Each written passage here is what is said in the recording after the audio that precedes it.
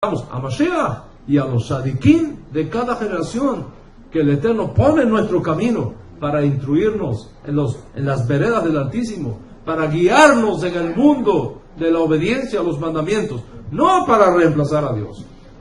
Ahora, voy a decirte algo que es fundamental en la vida judía. Usted no puede tener dos rabinos.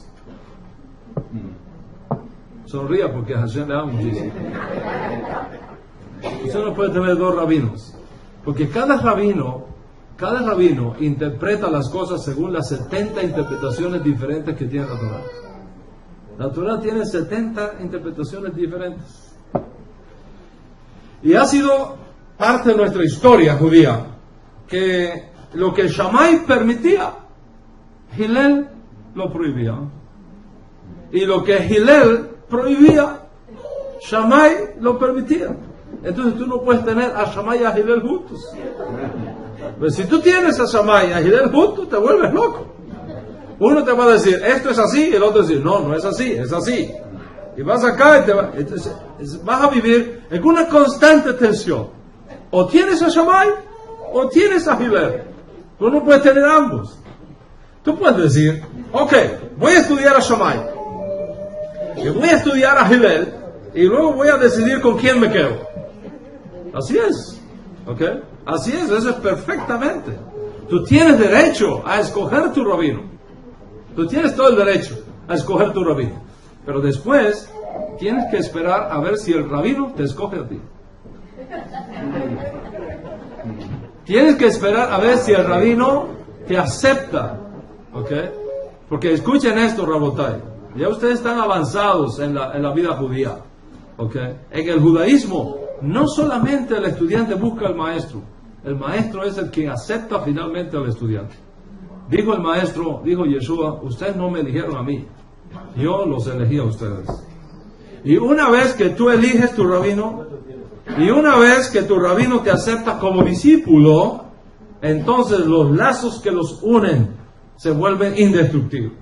Les voy a confesar algo. Yo tengo muchos estudiantes, pero tengo pocos discípulos. Muchos estudiantes, muchísimos. En el último cómputo que me entregaron, tengo 150,000 estudiantes en Iberoamérica. 150,000 personas escuchando mis clases.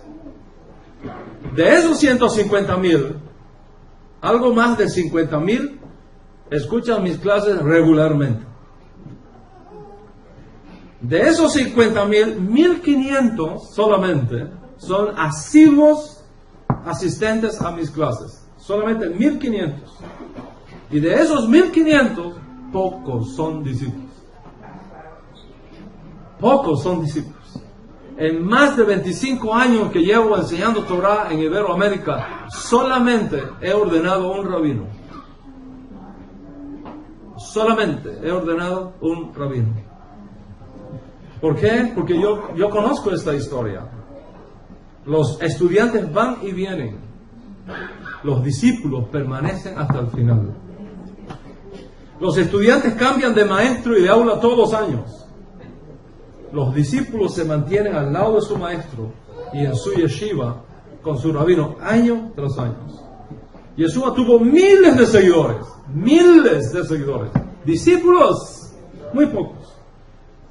Una vez que tú aceptas tu guía espiritual, una vez que tú aceptas a tu rabino como tu guía espiritual, como tu coach espiritual, y una vez que él te acepta a ti como estudiante, como discípulo, entonces sus almas se fusionan y se vuelven una sola.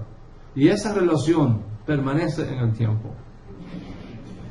Rabotai, para un estudiante, dejar su maestro y buscarse otro es como beberse un vaso de agua. Como beberse un vaso de agua. Para un discípulo, dejar su maestro y abandonarlo es impensable. Solo la muerte puede separarlos. Y si tú no has alcanzado la perfección, entonces necesitas un sadik. Necesitas un maestro. Uno, no dos, no tres, uno. que te oriente en el camino, que te lleve adelante, que vele por ti, que vele por tu familia. Alguien a quien tú sabes que puedes consultar en cualquier momento, a cualquier hora, en cualquier circunstancia en que te encuentres, para que te oriente en el camino. Alguien con quien tú puedes abrir tu corazón. Alguien con quien tú puedes compartir tus cargas. Alguien que tú sabes no te va a condenar cuando te equivoques. Alguien que te va a levantar cuando te caigas. Alguien que te va a ayudar siempre a mejorarte y a elevarte hasta que tú llegues a la meta final. Tú necesitas un madrij, un guía espiritual. Un rabino que no usará la información que tú le reveles, jamás la usará para hacerte daño, sino para encaminarte por la senda de la Torah y de la vida eterna. Tú necesitas un Rav que incluso cuando te portes mal, te corrija con amor. Y cuando te portes bien, te aplauda con sinceridad, hasta que te hayas perfeccionado. Y una vez que te hayas perfeccionado, entonces te volverás un maestro para los demás. Y esa línea ininterrumpida de Tzadikim continuará en la casa de Israel. Porque los hombres morimos, pero la Torah que enseñamos es inmortal.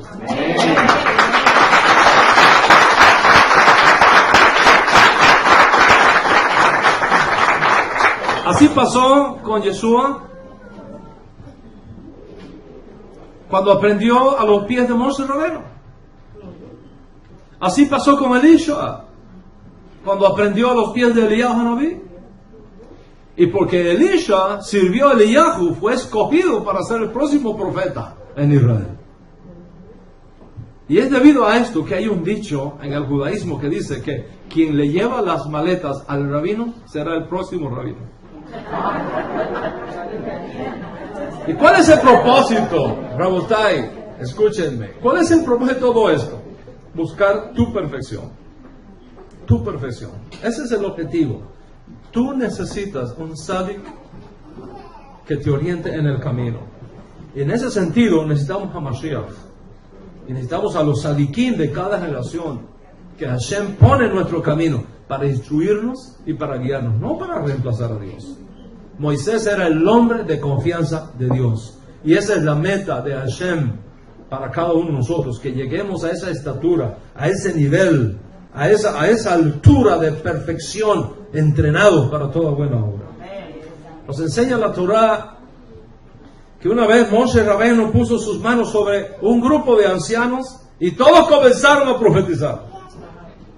Y mientras estaban profetizando junto a Moisés, sucedió que uno de los ancianos seleccionados para formar parte del tribunal de justicia de Moshe Rabbeinu estaba a la distancia, lejos del resto. Y allá en medio de los hijos de Israel, este juez elegido, pero separado del grupo de los 70, comienza a profetizar también.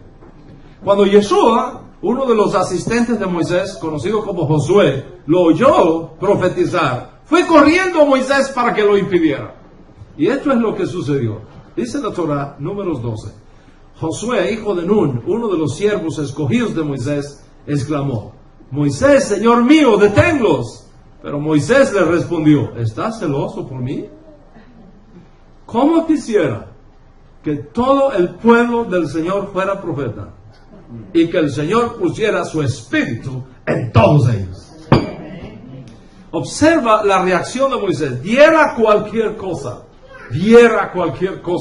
porque todo el pueblo de Israel fuera profeta y que el Eterno pusiera su espíritu en todos ellos. Así que la meta es que eventualmente todos tengan una relación íntima con Hashem mediante el don del Espíritu derramado en cada uno. Y eso es exactamente lo que anunciaron los profetas. En Jeremías capítulo 31, verso 34, cuando Hashem anuncia que va a hacer un pacto nuevo con la casa de Israel, y según las provisiones de este pacto, mira lo que va a pasar.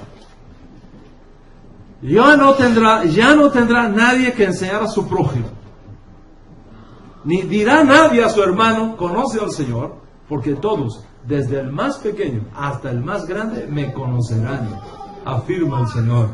y yo les perdonaré su iniquidad y nunca más me acordaré de sus pecados. Mientras ese momento llega, todos necesitamos al hombre que Dios coloca en el camino para guiarnos en la senda de la Torah. Y en este sentido, la meta del Eterno es que todos lleguemos a la estatura de Mashiach. Qué tremendas palabras y qué tremenda esperanza. Dice Yeshua, es tan profundo esto, y no lo podemos entender como digo, con la mente del siglo XXI. La relación de un rabino con sus discípulos en el primer siglo era algo tan íntimo, era algo tan profundo, que a veces se compara hasta con el amor de las mujeres. Mire si eso es profundo, ¿ok? Tenga mucho cuidado cómo lo interpreta, ¿ok? Porque esto era una realidad. Hoy día el amor se ha enfriado, pero en el primer siglo el amor de un rabino por su discípulo y su discípulo por su rabino era algo muy profundo. Dice el maestro, les he dicho todo esto por medio de parábolas, pero viene la hora en que ya no les hablaré así, sino que les hablaré claramente acerca de mi Padre. En aquel día pedirán en mi nombre. Y no digo que voy a rogar por ustedes al Padre. Oiga esto, ni siquiera yo voy a rogar por ustedes al Padre, porque el Padre mismo los ama, porque me han amado y han creído que yo he venido de parte de Dios. Qué tremendas palabras y qué tremendas promesas, que podemos llegar a la misma estatura espiritual de Mashiach. Alright. Y es por eso que dice, mientras no llegamos ahí, dice Yeshua, no se separen de mí. No se separen de mí. Separados de mí, ustedes no pueden hacer nada. ¿Ok? Si ustedes se separan, Rabotai, escúchenme. Si ustedes se separan de Yeshua, el profeta enviado, estaremos siempre en la búsqueda sin llegar a ningún lugar. Te pasarás la vida buscando, no vas a llegar a ningún lugar. Y esto nos lleva a un punto fundamental de la fe: la unión del discípulo con su maestro. La relación de un yehudí con el tzadik es fundamental en el judaísmo. Recuerden, cuando nuestros antepasados estaban en el monte Sinaí, oyeron la primera misvá directamente de Dios, pero el resto de las misvot no fueron recibidas de Dios, fueron recibidas por medio de Moshe. ¿Por qué? Porque la Torah se imparte a través de un rabino. La Torah se imparte a través de tu relación con el tzadik. Eso es parte integral de la experiencia de la Torah. Un tzadik no es un maestro perfecto, no es uno que no peca. Absolutamente no lo es. Es simplemente un hombre que ha logrado superar las insinuaciones del Sejará la mayoría de las veces en su vida. Y Yeshua es el tzadik de los tzadikim. El tzadik de los tzadikim, porque nunca pecó ni se halló mal en su boca. Permítame explicarle esto más a fondo. Según la fuente máxima del misticismo judío, la Cábala, una persona alcanza el nivel de tzadik cuando se ha anulado completamente a sí mismo y sus deseos ya no son suyos, sino solamente priva en su vida los deseos de Dios. Y eso es lo que Yeshua ha demandado de cada generación de sus estudiantes. Si alguno de ustedes quiere ser mi estudiante, el requisito es: niéguese a sí mismo. ¿Y quieren ser mi estudiante? Este es el requisito: niéguense a sí mismo y síganme. Y el ejemplo lo tenemos en el propio Yeshua. En una ocasión, los discípulos fueron a buscar algo de comer y le insistían: maestro, come. ¿Cuál fue la respuesta de Yeshua? Yo tengo una comida que comer que ustedes no conocen. Y ellos se preguntaban: ¿será que vino alguien y les dio comida primero que nosotros? ¿Cuál fue la respuesta de Yeshua al ver lo que ellos estaban pensando en su mente? Mi comida es que yo haga la voluntad de mi Padre y que termine mi obra. Mi comida es lo que me alimenta a mí, lo que me sostiene a mí, es que yo haga la voluntad de mi Padre y que termine mi obra. El judaísmo sin Yeshua, preste atención, el judaísmo sin Yeshua afirma que para recibir la profecía uno tiene que anularse a sí mismo hasta la nada. Y eso lo dijo antes, mucho antes. Y es el ejemplo para todos nosotros. Uno de sus estudiantes habló de él diciendo, se humilló a sí mismo hasta la muerte. Y muerte por crucifixión. Es decir, la peor muerte, la más humillante forma de matar que tenían los romanos. Y ese proceso de anulación es fundamental para llegar al nivel de sádico. Recuerda lo que Yeshua dijo: si ustedes quieren ser mis discípulos, niéguense a sí mismos, tomen su vara y sigan. Y cuando esto se alcanza, el alma espiritual, la neshama de ese discípulo, que procede de un soplo de Dios, se revela en ello mucho más que en otras personas que no se han anulado completamente a sí mismos. Este fue el concepto que fue enseñado en muchas fuentes judías después. Hay muchísimas fuentes judías, no solamente el judaísmo nezarita, muchas otras formas del judaísmo enseñan esta gran verdad que salió al mundo por primera vez en los labios de Yeshua. Les voy a leer lo que dijo lo que dijo de Shimon Bar Yochai, uno de sus discípulos. Escuchen esta expresión: el Penei Hadon Adonai Asher Hasbik. ¿Qué quiere decir? El pene, el rostro, la cara, ¿okay? El rostro del Señor es Rabbi Shimon Bar Yochai. El rostro del Señor es Rabbi Shimon Bar Yochai. En otras palabras, Rabbi Shimon Bar Yochai, de bendita memoria, se anuló a sí mismo tanto que cuando salió de aquella cueva en la que estuvo 13 años estudiando Torah, siendo buscado por los romanos para matarlo, de donde salió el Zohar, el rostro del Rabí Bar Yochai, cuando sus discípulos lo vieron, dijeron: es el rostro de Dios. Fíjate qué nivel de anulación experimentó ese hombre. El Talmud Yerushalmi, en el Tratado de Rubín 5:1, dice: todo lo que el profeta Elías hizo ante su maestro Ahijah Hasiloní fue hecho como si estuviera delante de la Shekinah. Fue hecho como si estuviera delante de la Shekinah, la presencia divina.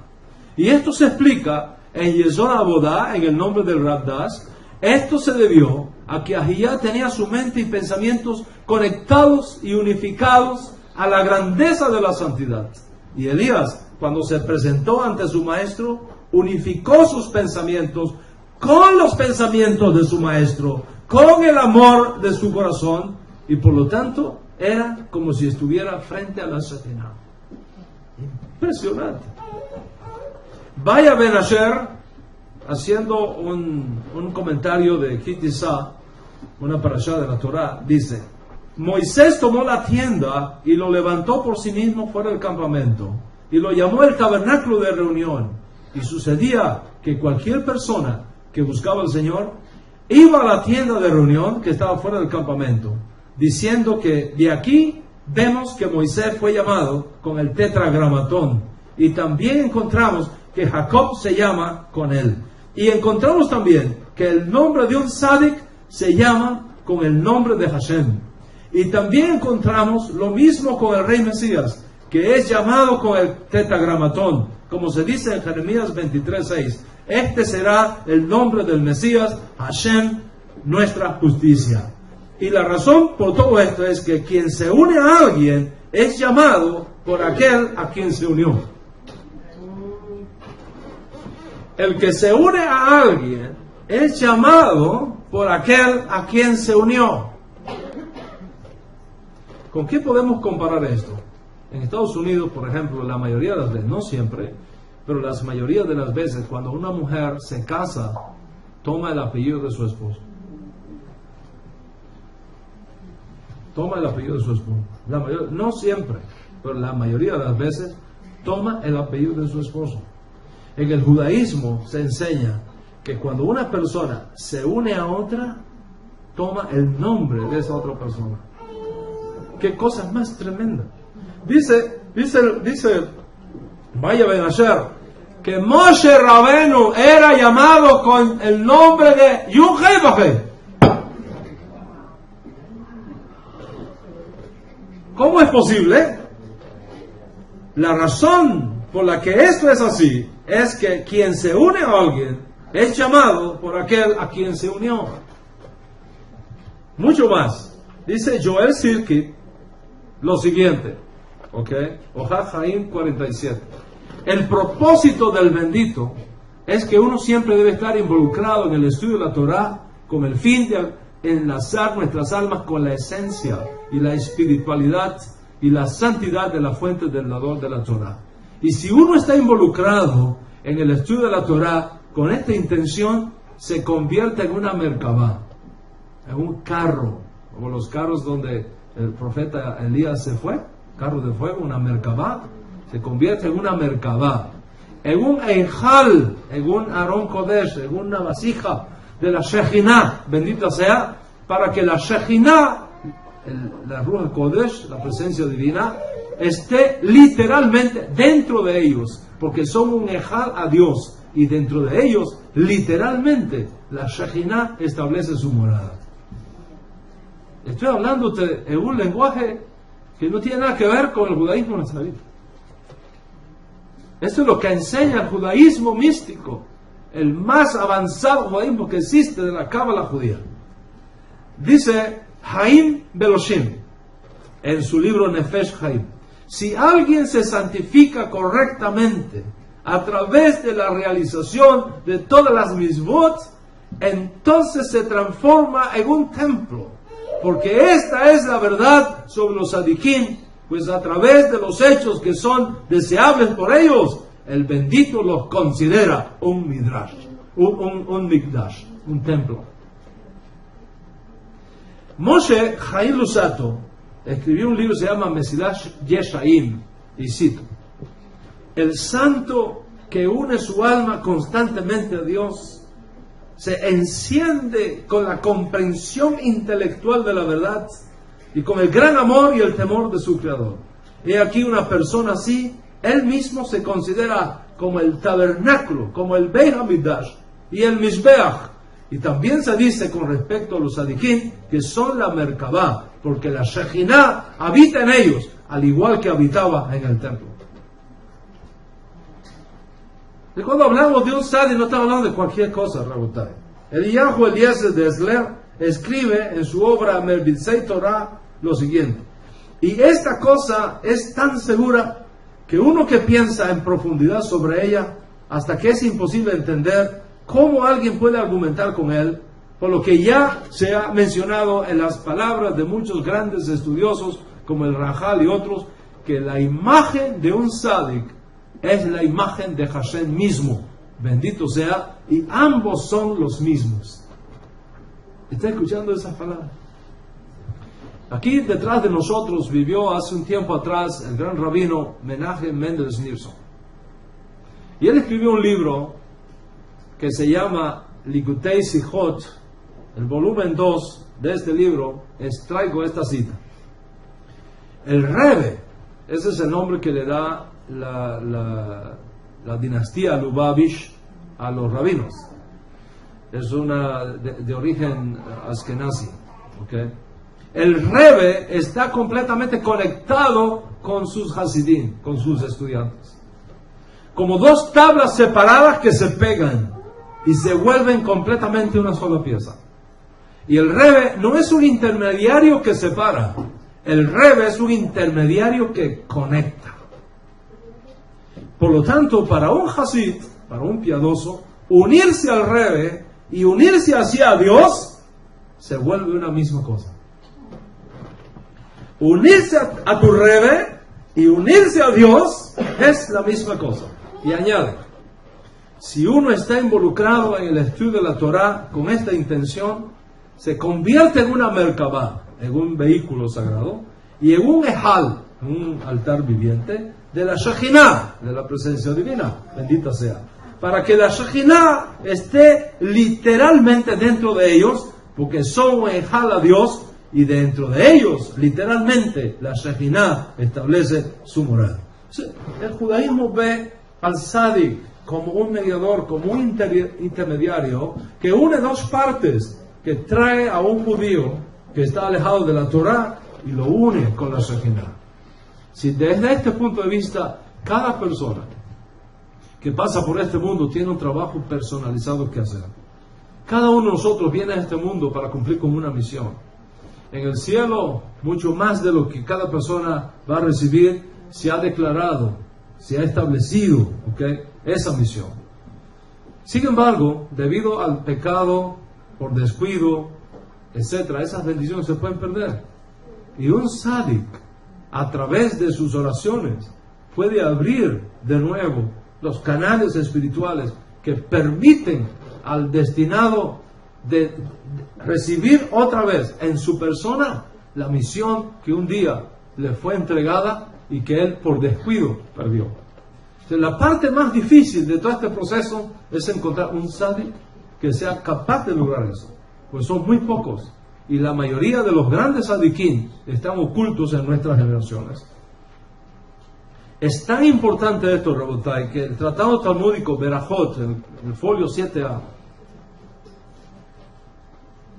dice, y cito, en el nombre de los sadiquín está también el nombre de Dios Todopoderoso. Al pronunciar el nombre de un sádic, se puede alterar la naturaleza y se puede alterar la creación. Usted va a mi oficina, en mi casa, usted va a ver que frente a mi oficina yo tengo las fotos de algunos grandes rabinos con los cuales yo me identifico muy profundamente. Uno de ellos es el gran rabino Baba Zali, de origen marroquí. Él murió hace un tiempo atrás, pero el impacto que este hombre hizo en mi vida es impresionante. Un día él está moviéndose de Marruecos a Israel, iba en una travesía por barco y se levantó una tormenta, una terrible tormenta, y él estaba un poco mayor, iba a pasar ya sus últimos días en Israel y le avisa de que hay peligro de que naufrague la embarcación. Entonces él tomó un poco de agua, la puso en una botella y le dijo a sus discípulos, acércate como puedas a la borda, echa esta agua al mar y di que en nombre de mi maestro se calme el mar. El discípulo lo hizo así, tomó el agua, fue, la echó al mar y dijo, en nombre de mi maestro Baba Zali, que se acabe esta tormenta. No habían pasado 3 minutos, se hizo una calma completamente. Ese fue Baba Zali. Un día estaba en un lugar y vinieron a tomarle fotos, y a él no le gustaba que le tomaban fotos, no le gustaba para nada. Y le dice a su asistente, dile que no me tiren fotos, por favor, que no me tiren fotos, no quiero que me estén tomando fotos. Pero le tomaron las fotos, de todos modos, el hombre vino y le tomó las fotos. Cuando le hizo así a la cámara, cogió fuego la cámara y se le destruyó todo lo que tenía. Ese es el poder de los sadiquín. Ese es el poder de los sadiquín. No es cualquier cosa lo que estamos hablando. En el nombre de los sadiquín está también el nombre de Dios. Por eso dijo Yeshua, cuando uno de sus discípulos le dice, muéstranos al Padre, ¿nos basta? Yeshua le dijo, Felipe, ven acá Felipe, tanto tiempo llevo contigo y me vienes con esa pregunta ahora. ¿No te has dado cuenta todavía que el que me ha visto a mí, ha visto al Padre? ¿Cómo vas a interpretar eso? Cuídate de hacerlo con una mente del siglo XXI. Tienes que hacerlo con este entendimiento de que en el nombre del Sadik está el nombre de Hashem. ¿Ok? Esto que afirma el Talmud 500 años después fue lo que descubrieron los discípulos de Yeshua en el primer siglo. Y la buena noticia es que ellos descubrieron primero que el Talmud, y nosotros con ellos lo descubrimos también, que hemos encontrado en Yeshua los méritos del sabio de los sadiquín. Y como ellos dijeron, nosotros también podemos decir, hemos hallado al Mesías, del cual hablaron Moisés y los profetas. Rabotai, ese es nuestro concepto de Yeshua como intermediario, de Yeshua como mediador. No como uno que reemplaza al Padre, sino uno que nos enseña el camino para que tengamos el mejor acceso posible al Padre. La meta de Yeshua es que todos lleguemos a ser uno con Hashem, como Él logró llegar a ser uno con Hashem. Que tenga una relación íntima contigo, el único Dios verdadero, decía en su enseñanza. En algunas sectas judías, Rabotai, el rabino es tan amado y querido que muchas oraciones se hacen a Dios fundamentadas en los méritos de su rabino. Cuando un rabino funciona así, incluso los miembros de la comunidad le pasan peticiones personales y le piden que oren por ellos.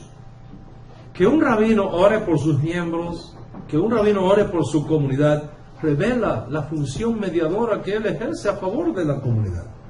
No es que el rabino sustituya a Dios, o que él en sí mismo reciba las oraciones de su comunidad. Simplemente funciona como un representante, como un mediador entre Dios y su pueblo. Y está supuesto que el rabino de la comunidad viva en un estándar espiritual mayor que su comunidad. Está supuesto que un rabino esté por encima del nivel espiritual alcanzado por la mayoría de los miembros de su comunidad. Está supuesto que el rabino sea la persona de mayor piedad, de mayor conocimiento de la Torá, de mayor santidad, de mayor lealtad a Hashem. Y la gente percibe eso. Y como Sadi está en un nivel más cercano a Dios que la mayoría del resto. Y por eso la gente acude a él, para que le interceda a su favor. Y eso es absolutamente normal. Nada que ver con tener otros dioses delante de mí. Un embajador de un país representa a su presidente, no lo sustituye.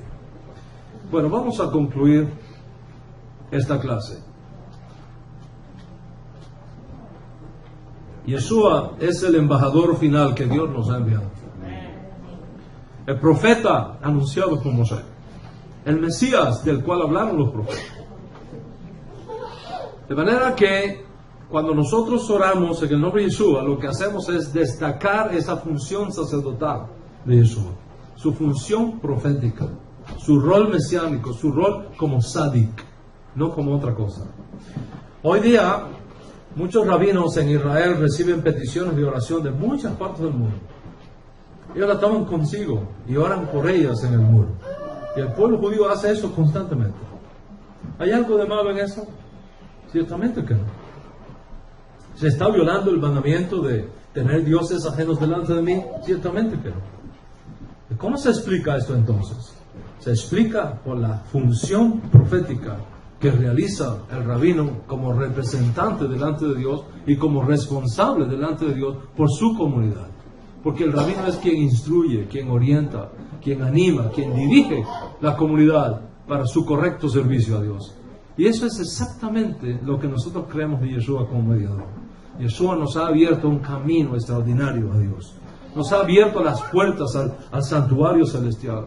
Y ahora sabemos por Él que Dios es uno y único y que no hay otro fuera de Él. Y por eso es que nosotros lo estimamos tanto. Y por eso es que lo amamos tanto y lo respetamos tanto. Y Él prometió, cuando se separó de nosotros, que su Espíritu nos acompañaría hasta el momento de nuestra estancia final en esta edad presente. Por lo tanto, cuando nosotros mencionamos su nombre y nos acogemos a sus méritos, no estamos haciendo otra cosa que la forma más judía que existe de acercarse a Dios, por medio del profeta que Dios mismo ha puesto en medio de nosotros. ¿Qué hemos aprendido hoy? Hemos aprendido lo que significa mediador. Hemos aprendido lo que significa intermediario. Hemos aprendido lo que significa un rabí para su comunidad. Hemos aprendido que tanto en el judaísmo tradicional como en nuestro judaísmo netzarita que practicamos en esta casa, el uso de intermediarios es aceptable no para reemplazar a Dios, sino para facilitarnos el acceso a Dios. Hemos aprendido que una cosa es ser estudiante y otra cosa es ser discípulo. Hemos aprendido que un estudiante viene y se va sin mayores compromisos, pero un discípulo se mantiene siempre al lado de su maestro, se compromete con él. Un discípulo ama lo que su maestro ama. Un discípulo lucha por lo que su maestro lucha. Un discípulo protege lo que su maestro protege. Un discípulo cuida lo que su maestro cuida. Hemos aprendido que la relación entre un judío y un sadik es fundamental en el judaísmo. Y hemos aprendido que la unión entre un rabino y un discípulo es de 3 dobleces tan fuertes que es muy difícil romperlo. Y quisiera aprovechar, a modo de conclusión, contarles una historia de la vida real que ilustra muchísimo esto. Había un cantor, un Hassan, en una comunidad judía de Polonia, que llevaba ya 5 años casado y no tenía hijos. Y aquello era preocupante.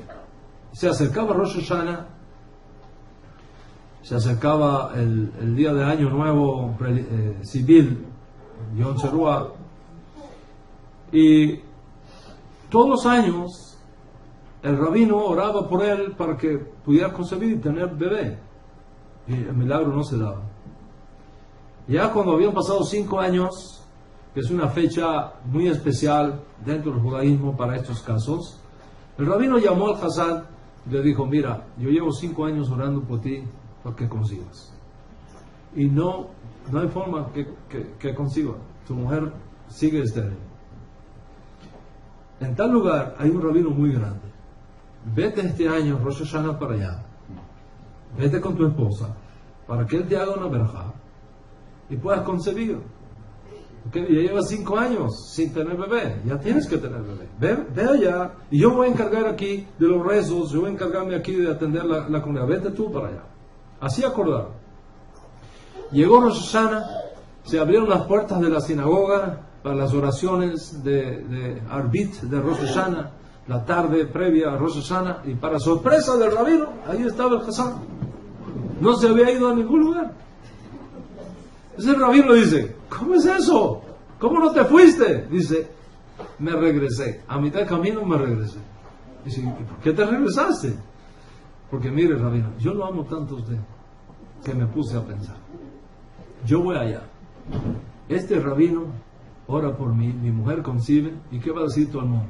Que el otro rabino es más grande que el mío, y eso yo no lo voy a permitir nunca. Prefiero quedarme sin hijos aquí que con hijos allá y que hablen así de usted. El rabino lo miró y le dijo: por esa palabra que acabas de decir, el año que viene, para esta época, tendrás tu hijo. Y así fue. Exactamente 9 meses después concibió y tuvo hijo. Esa es la buena noticia de la clase de hoy. Pero también está el otro lado de la moneda. Está la parte oscura de lo que hemos estudiado hoy. ¿Y cuál es la parte oscura? Nos dicen los grandes maestros de nuestro pueblo que para el tiempo, cuando estemos llegando al final de esta edad presente, el respeto hacia los rabinos se acabará. La gente se burlará de los rabinos, no le harán caso, no lo van a respetar, todo el mundo va a protestarles, harán cada cual lo que quieran, y habrá un enorme descenso en la espiritualidad. El rabino dirá una cosa y la gente hará otra. El rabino aconsejará una cosa y la gente va a hacer lo contrario. Esto fue algo que advirtió Rabino Shaul en sus días, y lo advierten también los rabinos del Talmud. Voy a leerles para ustedes lo que advirtió Rabino Shaul a uno de sus discípulos, precisamente el único que estuvo con él en el momento final de su vida. De todos los estudiantes que Rabbi Shaul tuvo, solamente un discípulo estuvo con él en el momento cumbre de su vida. Y a este discípulo le escribió y le dijo: debes saber esto, hijo mío.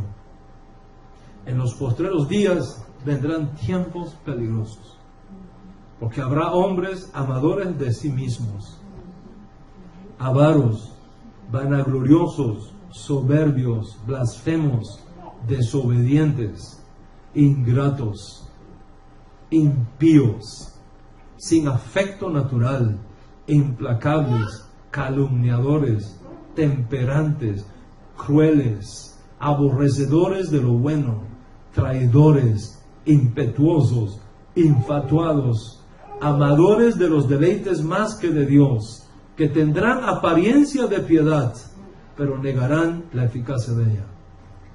Y más tarde, sobre el mismo tema, 400 años después de escribir esto, Rabino Shaul de Tarso escribe el Rabí Yohanan, Sanedrín, folio 98a. Rabí Yohanan dijo: el hijo de David solo vendrá en una generación que sea completamente malvada. Una generación que sea completamente malvada. Y más adelante afirma: antes de la venida del hijo de Isaí, la generación será totalmente depravada. Las casas de estudios las convertirán en casas de prostitución. Los sabios serán burlados. No habrá respeto por los maestros de Torah. Como vemos, la llegada de Mashiach depende mucho de nosotros mismos. Mucho de nosotros mismos. Y se sabe que para lograr la paz debemos ser cuidadosos en evitar todo el odio infundado, como el hecho de evitar hablar peyorativamente uno de los otros. Cada individuo que se esfuerce, escuche esto, Rabotai, cada individuo que se esfuerce por rectificar estos defectos va a tener una parte de honor en la reconstrucción del tercer templo. De otra manera, el templo va a continuar destruido. Dios no lo permita. En resumen, tú debes elegir si te pasarás la vida siendo estudiante o siendo discípulo. Si invocarás el mérito del judaísmo tradicional o los méritos de Yeshua en el judaísmo nezarita, o ninguno de los dos en el judaísmo de nadie. Por tanto, Rabotai, orar en el nombre de Yeshua no es para nada, violar el mandamiento que dice no tener dioses ajenos delante de mí. Y los que así afirman no tienen la menor idea de lo que significa un intermediario en la ley judía. El tema de orar por los méritos de es la cosa más común en el judaísmo. ¿Cuál tzadik tú colocas después? Determinará el judaísmo que tú hayas elegido para ti y que tú hayas elegido para tu casa. Puede ser los méritos del Rebbe Nachman, como hacen los de Breslov. O puede ser los méritos de Yeshua, como hacemos los menzaritas. O puede ser tu propia lógica y tus propios méritos. El asunto está definido en esta casa. Lo más importante, no obstante, es qué decides hacer con tu vida. Si te la vas a pasar como estudiante sin compromiso con ningún maestro, saltando de puerta en puerta, saltando de escuela en escuela, o si crees que has llegado a un momento en tu vida donde puedes elegir tu maestro, no dos, uno solo, un maestro para ti, y decidir convertirte en su discípulo y unirte a tu maestro en las buenas y en las malas. Cada uno de nosotros debe elegir, Rabotai, a qué grupo pertenecer. Si a una generación depravada que convierte las casas de estudios en centros de prostitución y desacato, o a la generación de judíos que procurará mantenerse al lado de la Torah, al lado de su rabino, al lado del tzadik de su generación. Este es el mensaje de la clase. ¿Qué harás con este mensaje? Es tu responsabilidad personal. Dios te concede el libre albedrío. Y Dios te da la oportunidad para que tú elijas lo que tú quieras. Pero también te hace responsable de tus decisiones. Y yo te animo para que hoy tomes decisiones sabias y firmes. Para ti y para tu casa. Y que el Eterno, que es bueno, te sostenga, te guarde hasta la llegada de nuestro justo Mesías. Que sea pronto y en nuestros días. Amén y amén. Shalom.